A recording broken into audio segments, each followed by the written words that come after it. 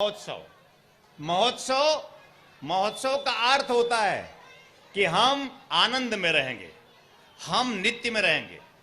और नित्य आप मंत्र नहीं कर सकते, आप साधना नहीं कर सकते, आप दीक्षा नहीं प्राप्त कर सकते, तो आप नित्य अवश्य कर सकते हैं। और नित्य हमारी पूजा है। भगवान सदाशिव कहते हैं कि नित्य के माध्यम से हम इस पूरे जगत की पूजा करते हैं। इस पूरे ब्रह्मांड की पूजा एक साथ करना है तो नित्य कर लो। ध्यान से सुनना, नित्य हमारी पूजा है, नित्य हमारी साधना है, नित्य हमारी उपासना है। यानी हम नाचेंगे तो हम पूजा कर लेंगे। हो सकता है हमें पूजा ना आए, हो सकता है हमें साधना ना आए, हो सकता है हमें मंत्र जप करना ना आए, लेकिन हमें नाचना तो जरूर आएगा। सबसे सहज साधना नित्य है, सबसे सरल साधना नित्य है। इसलिए भगवान सदाशिव ने नित्य किया।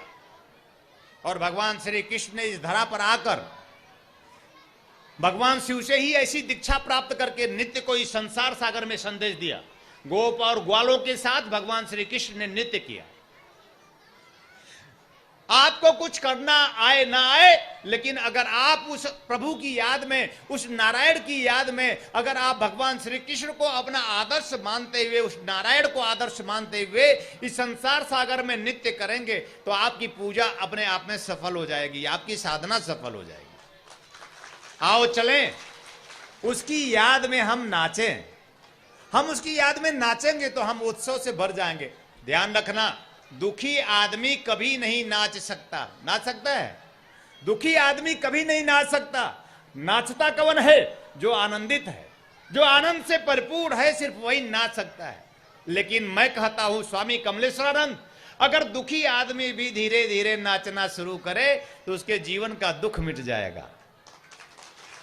दुखी आदमी कभी नाच नहीं सकता, लेकिन अगर दुखी आदमी, अगर किसी भी प्रकार का दुख है, अगर आप प्रभु की याद में, उस नारायण की याद में, उस परमात्मा की याद में आप नाचने लगते हैं तो आपके जीवन के सारे दुख मिट जाते हैं, सारे रोग और शोक मिट जाते हैं।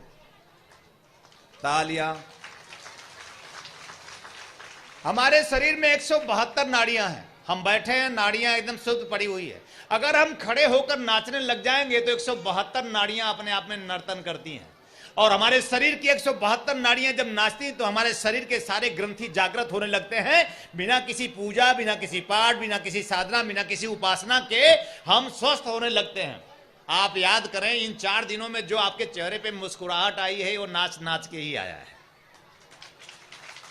आपने कोई मंत्र किया हो या नहीं किया, साधना किया नहीं किया, दीक्षा भी लिया या नहीं लिया, लेकिन गुरु को नाचते हुए देख, उस परमात्मा की याद में हम अगर पुंडरुवासी नाच गए तो हम अपने जीवन के सारे दुख और दोष विदा कर जाएंगे। और मैं चाहता हूं पुंडरु ग्राम वासियों के सारे दुख और दोष मिट जाएं। तालियां।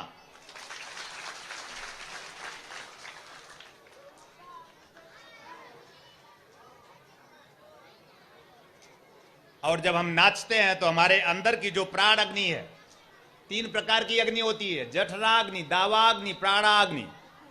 जठराग्नि और दावाग्नि तो बाहर की अग्नि है, लेकिन प्राणाग्नि अपने अंदर अग्नि है। जब हम भोजन पकाकर खाते हैं तो अंदर भी हमारे अंदर भी आग है, वो पचाता है। भोजन तो हम कड़ के रूप में अंदर डालते हैं चबा चबा कर, लेकिन भोजन को पूरी तरह गलाने का काम हमारी प्राण अग्नि करती है। और उस प्राण अग्नि को प्रज्वलित, जिसकी प्राण अग्नि सुप्त हो जाती है प्रिय, उसका भोजन पचता नहीं है, कच्ची ढकारें आती हैं। तो अगर नित्य हम करें तो हमारे जो पाचन तंत्र है वो बिल्कुल स्वस्थ हो जाता है। अगर हम नित्य करें तो हमें बढ़िया भूख लगती है। लोग कहते ना भूख ही नहीं लगा था। अरे दिन भर ढकर ढकर के खाए हो तो भूख कहां से लगेगी? पच नहीं रहा है। अगर प्राण अग्नि प्रज्वलित करें तो हमारा भोजन पच जाता है। अगर आपको भोजन पचाना है तो नित्य जरूर करें, भगवान की याद में। भगवान की याद में हम नाचेंगे तो हमारा भोजन पच जाएगा। और भोजन पच जाएगा तो अस्थि, चर्म और जो भी मज्जा है, जो भी मांस है, जो भी पाचक रस है, वो बहुत ही तीव्रता से बढ़ने लगेगा। और आप में जो सप्त धातुएं हैं वो पुष्ट होने लगेंगी। आपके चेहरे की चमक बढ़ जाएगी।